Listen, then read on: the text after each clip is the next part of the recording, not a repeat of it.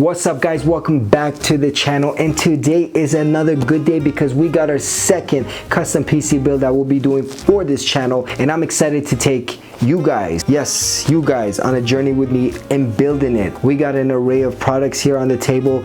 All of them are high-end and they all come from different colors of the family, from blue to yellow black to green and black to red and black to custom color cables. We got it all, and we'll be stuffing it inside the i9-10900K full tower gaming chassis. This chassis includes one USB 3.2 Type 2 Gen C header. It comes with two USB 3.0 headers and full HD audio. It can store up to two 360mm radiators plus 9 120mm fans. It's sleek, it's sexy, and it's very automotive-like, which made me decide this will be the case for this build. For the motherboard, we decided to go with Gigabyte's Z490 Extreme Waterforce motherboard. This is a monoblock motherboard, and it is probably the most expensive motherboard you guys can get your hands on today. And it comes with a ton of features, from PCH cooling to CPU cooling, VRM cooling, carbon nano backplate, leak detection, full metal armor. This motherboard does it all, and guys, I don't blame this motherboard doing it all since we're paying a heavy price for it. For the CPU, we'll be going with the Intel i9-10900K. This is a fully bin CPU, meaning that it runs on all 10 cores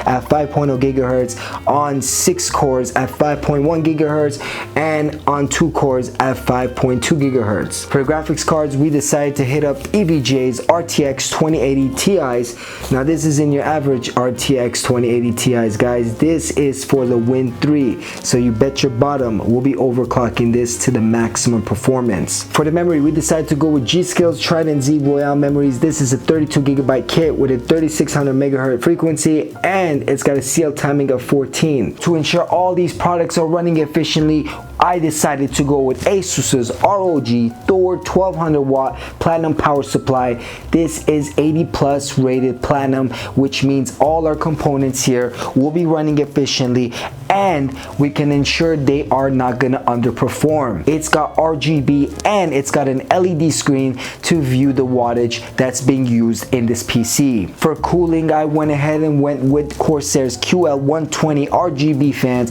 We'll be putting in 9 of these fans inside the system, and we'll be using two 360mm radiators from EK, SC, and PE variation, so you can ensure that everything will stay chilly, frosty, and cool. For storage, we got 5 total terabytes of M.2 storage. We'll be using Samsung's 970 Evo Plus, and that is gonna give us a galore of storage for days to come. And guys, I will not forget about these cables. These are a custom sleeve cables from Cable Mod, which I really dig. They got a retro look like no other. We got a splash of color, and I think it's gonna bring the system to a whole different life. So guys, these were the set of products that we'll be putting into this PC case, and I hope you guys like it so far. Now, without further ado, let's get to building.